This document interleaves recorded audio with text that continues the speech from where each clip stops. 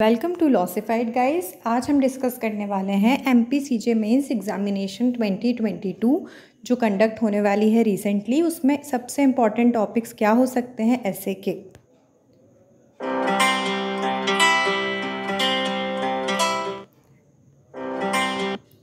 तो सबसे पहले हम देख लेते हैं पैटर्न किस तरीके से चेंज हुआ है। पहले क्या होता था, लास्ट ईयर तक 30 मार्क्स का सोशल एसे आता था और 20 मार्क्स का लीगल आता था, टोटल 50 मार्क्स। लेकिन अब क्या हुआ है, जो सोशल एसे है वो 30 की जगह वो भी अब 20 का ही आता है, यानी दोनों एसे का सेम नंबर आपको है 20।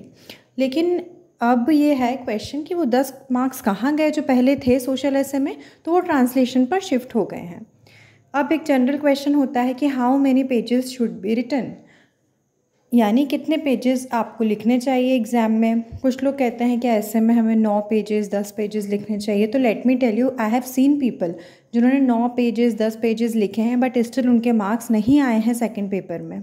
सो इट्स नॉट अबाउट कि आप कितने पेजेस लिखते हैं, आपका कंटेंट अच्छा होना चाहिए, प्रेजेंटेशन अच्छा होना चाहिए, आपका ऐसे लगना चाहिए कि आप बहुत अच्छे पॉइंट्स लिखे हैं आपने। ऐसा नहीं कि आप कुछ भी लिखते जा रहे हैं सिर्फ स्ट्रेच करने के लिए।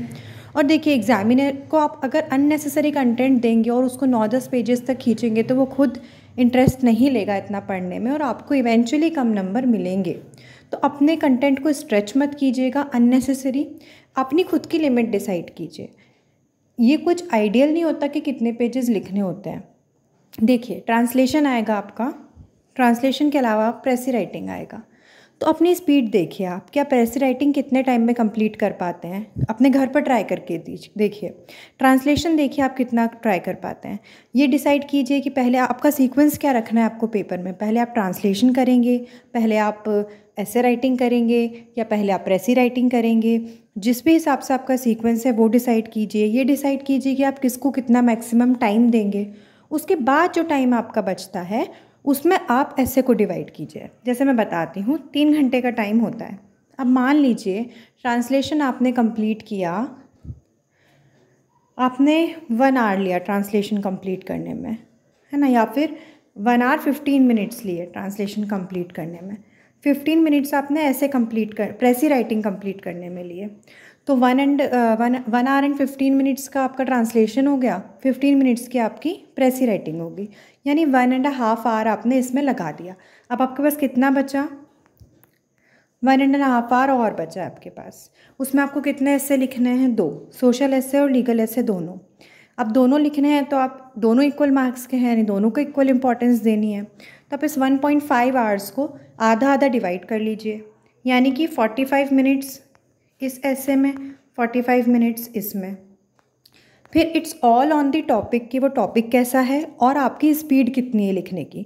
45 मिनट्स में आप कितने पेजेस लिख सकते हैं और वो टॉपिक पर्टिकुलरली कैसा है, उसमें कितना कंटेंट आ सकता है, उस हिसाब से आपके नंबर ऑफ़ पेजेस बनते हैं। तो कोई आइडियल नंबर ऑफ़ पेजेस नहीं है, बट मेक श्योर कि आप थोड़ा सा एक मीडियम लेवल बना के रखें, यानी 5 पेजेस लिखें, एटलीस्ट 4-5 पेजेस लिखें। बट इट्स नॉट कि आप 9-10 पेजेस ही आपको लिखने हैं, ऐसा कुछ भी नहीं है। अब एक और बात, कुछ लोग ये भी पूछते हैं कि हेडिंग्स डाल सकते हैं ऐसे में कि सिर्फ पैराग्राफ चेंज कर करके लिखना होता है। तो ये आपके ऊपर है, ऐसा कोई MPCJ में रेस्ट्रिक्शन नहीं है कि आप हेडिंग्स नहीं डाल सकते हैं, आपको पैराग्राफ वाइज से लिखना पड़ेगा। हाँ, ऑब्वियसली आप एक ही पेन यूज़ करेंगे, आप दूसरा पेन यूज़ नहीं कर सकते, बट आप हेडिंग्स डाल सकते हैं। हेडिंग्स के बाद आप दूसरी चीज़ें लिख सकते हैं। इट विल मेक द ऐसे मोर प्रेजेंटेबल। और MPCJ में पुरानी कॉपीज़ में बच्चों ने ऐसा किया है और लोग सिलेक्ट हुए हैं, तो ऐसा कुछ नहीं है कि आप हेडिंग्स नहीं डाल सकते।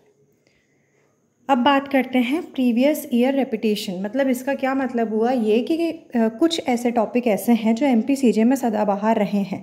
सदाबहार से मेरा मतलब है कि वो हर साल आते रहे हैं, रिपीट पे 2 बार 3 बार आपको MPCJ में वो देखने मिले हैं, फ्रॉम 1996 टू 2019 फेज़ 2। इतने पूरे टाइम पीरियड के प्रीवियस ईयर पेपर हमने देखे हैं, एनालाइज़ किया है।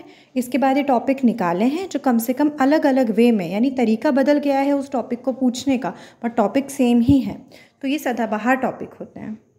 पहला, child rights in India, MPCJ में 2 बार रिपीट हुआ है।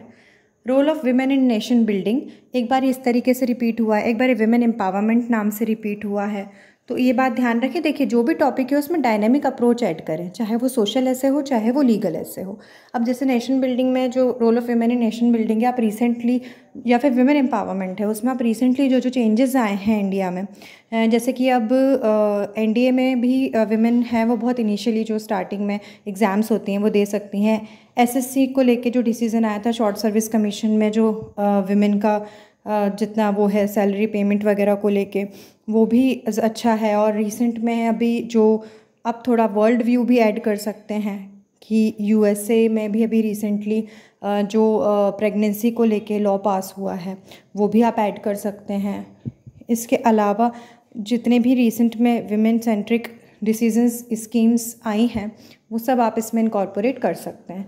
फिर legal rights of an accused पे अगर हम आते, ऐसे भी आए हैं topic, legal rights of an accused और legal rights of an arrested person.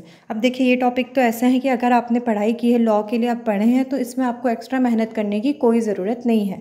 देखिए यहाँ मैंने सोशल और लीगल ऐसे को अलग अलग बाइफरकेट नहीं किया, ये मैंने जो प्रीवियस ईयर में रिपीट हुए हैं, चाहे वो सोशल में रिपीट हुए हो चाहे वो लीगल में, वो सब साथ में लिख दिए हैं मैंने। क्योंकि कई बार क्या होता है ना कि एक ही टॉपिक को वो सोशल में भी पूछ सकते हैं, लीगल में भी पूछ सकते हैं। जैसे कोविड को वो सोशल में भी दे सकते हैं कि भाई कोविड के सोशल इम्पैक्ट क्या रहे, और सेम टॉपिक को वो लीगल वे में भी पूछ सकते हैं। जैसे कि लास्ट ईयर हुआ था, कोविड ही उन्होंने 2 बार पूछा, लीगल में भी पूछा और सोशल में भी पूछा। तो टॉपिक को मैंने बाइफरकेट नहीं किया है। कोशिश कीजिए आप हर टॉपिक का सोशल इम्पैक्ट और लीगल इम्पैक्ट दोनों तैयार करके रखें, तो जिससे वो किसी भी वे में आए आप लिख पाएँ।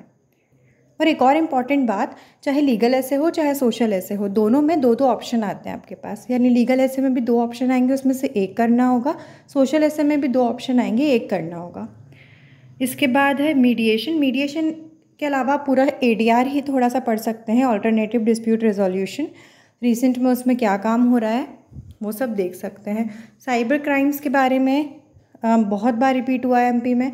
साइबर क्राइम को आप थोड़ा डायनेमिक अप्रोच दे सकते हैं। रिसेंट में जो आईटी रूल्स आए हैं, इंटरमीडिएरी रूल्स आए हैं, और जो आगे आईटी एक्ट आने वाला है, और मतलब आईटी एक्ट तो है हमारे पास, जो और आगे एक्ट आने वाले हैं सेफ्टी को लेके, उसके बारे में भी आप बात कर सकते हैं। इसके अलावा यूथनेशिया पे 2-3 बार आ चुका है एमपी में।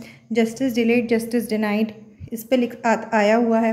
रिजर्वेशन चाहे ओबीसी रिजर्वेशन हो, विमेन रिजर्वेशन हो, ओबीसी रिजर्वेशन को लेके तो अभी टसल वैसे ही चल रहा है। अभी कितनी जगह इसके कितने स्टेट्स में डिसीजन आए हैं regarding horizontal reservation, vertical reservation. तो ये आप देख सकते हैं 50% लिमिट क्रॉस होनी चाहिए, नहीं होनी चाहिए, इंदिरा साहनी केस किस केस में होनी चाहिए, ऐसे कौन से रेयर केसेस है जिसमें आप ये लिमिट क्रॉस कर सकते हैं।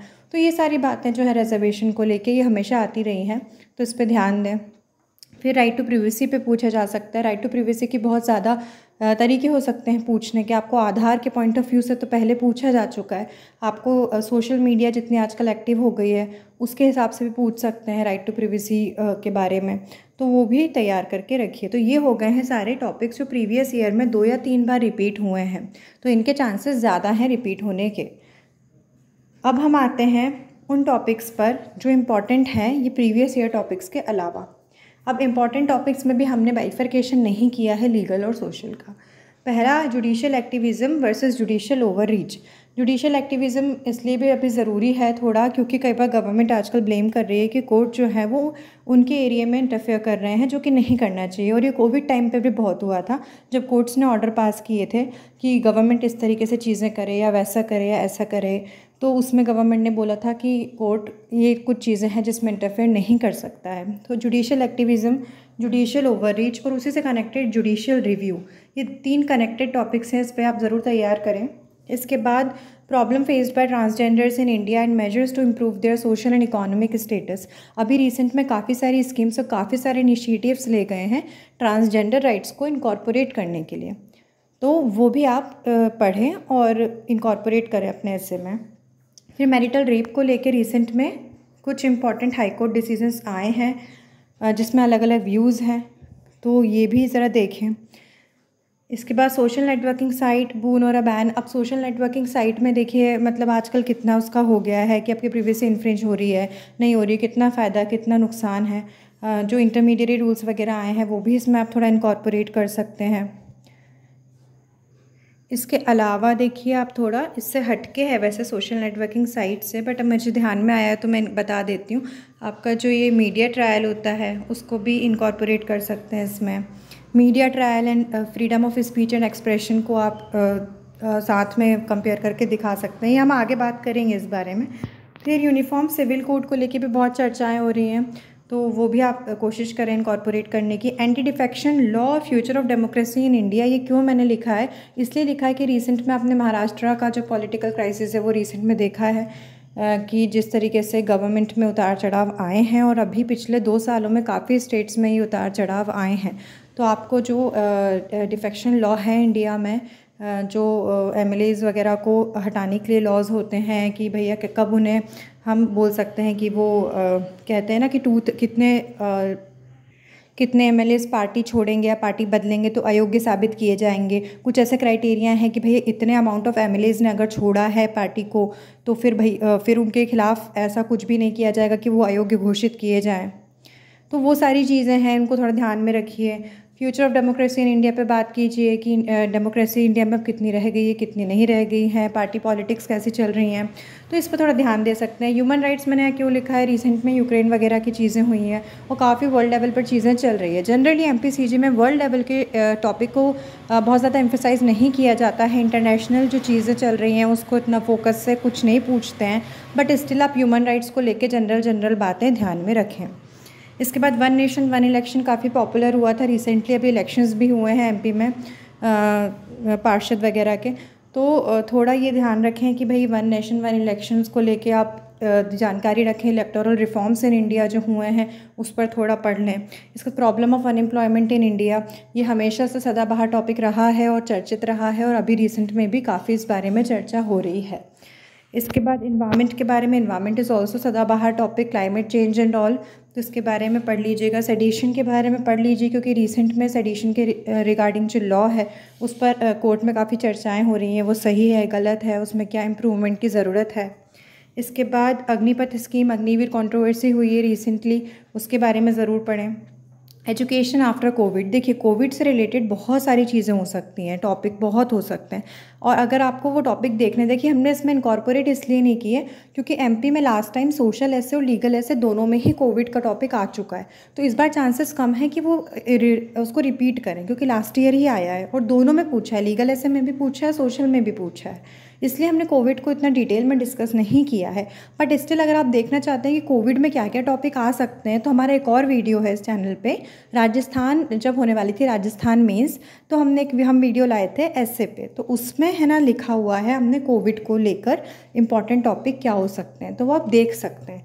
बट एक टॉपिक स्टिल इंपॉर्टेंट बना रहता है, वो एजुकेशन आफ्टर कोविड है, जो ऑनलाइन हुआ करती थी, जो अभी भी काफ़ी लोग ऑनलाइन ही अभी भी काफ़ी जगह चल रही है, कुछ ऑफलाइन हो गया है कुछ जगह पर। तो एजुकेशन के ऊपर जो इम्पैक्ट है, इसमें आप जो एजुकेशन को लेकर न्यू पॉलिसी आई है उसका भी थोड़ा इनकॉर्पोरेट चीज़ें कर सकते हैं। इसके बाद freedom of speech and expression, इससे देखिए आप मीडिया ट्रायल जो हो रहा है उसको भी कनेक्ट कर सकते हैं, सेडिशन लॉ है उसको भी कनेक्ट कर सकते हैं, साथ ही साथ अनपार्लियामेंट्री वर्ड्स यहाँ मैंने क्यों लिखा है, अभी रिसेंटली ही कुछ वर्ड्स हैं जिन्हें अनपार्लियामेंट्री घोषित कर दिया गया है, जिस पर कुछ कंट्रोवर्सी भी हो रही है कि कुछ वर्ड्स ऐसे हैं जिन्हें नहीं घोषित किया जाना चाहिए था, तो हम इस बारे में भी बातचीत कर सकते हैं freedom of speech and expression को कनेक्ट करते हुए। अब मैंने इसमें एक टॉपिक नहीं लिखा है, मैं शायद भूल गई हूँ, फ्रीडम ऑफ रिलीजन। अब फ्रीडम ऑफ रिलीजन मैं इसको बहुत ही कह सकते हैं कि एक बड़े लेवल पे बोल दे रही हूँ, फ्रीडम ऑफ रिलीजन। इसमें हो सकता है आपको कोई छोटी सी चीज़ में पकड़ के कुछ दे दिया जाए, जैसे कि एंटी कन्वर्जन लॉज जो हैं उसके बारे में पूछ लिया जाए, अभी रिसेंट हिजाब कंट्रोवर्सी को लेके आपसे कुछ पूछ लिया जाए। वैसे जनरली नहीं आएगा, बट स्टिल अगर आता है तो थोड़ा सा freedom of religion and all पढ़ के जाइए, इसेंशियल प्रैक्टिस जो होती है रिलीजन की उसके बारे में पढ़ कर जाइए। तो ये थोड़े इंपॉर्टेंट टॉपिक हैं, अभी रिसेंट में ही काफ़ी ज़्यादा कंट्रोवर्सी, नुपुर शर्मा कंट्रोवर्सी हुई है, उसको भी आप freedom of speech and expression से रिलेट कर सकते हैं। तो देखिए रिलेटेबल टॉपिक्स हैं सारे, आप लॉ से हर चीज़ को रिलेट कर सकते हैं, इसलिए मैंने कहा कि मैंने सोशल और लीगल को अलग अलग नहीं किया क्योंकि हर टॉपिक लॉ से आप किसी भी तरीके से उसको जोड़ सकते हैं, इसलिए इन चीज़ों पर ध्यान दें। तो that's all from our side, and if you have not subscribed our channel then subscribe the channel, like, share and comment, and follow this channel for the upcoming more videos on MPCJ. We are coming with 15 days strategy. 2-3 दिनों में ही हम आएंगे, 2 दिन नहीं, in fact कल ही हम ये video upload करेंगे 15 डेज स्ट्रैटेजी पे। तो आप ज़रूर देखें, आपका ज़्यादा टाइम नहीं लेंगे, छोटे से 5-10 मिनट में आपको एक छोटी सी स्ट्रैटेजी प्रोवाइड करेंगे जिससे आपको हेल्प हो in the upcoming MPCJ mains examination. That's all from Lawsified. Thank you.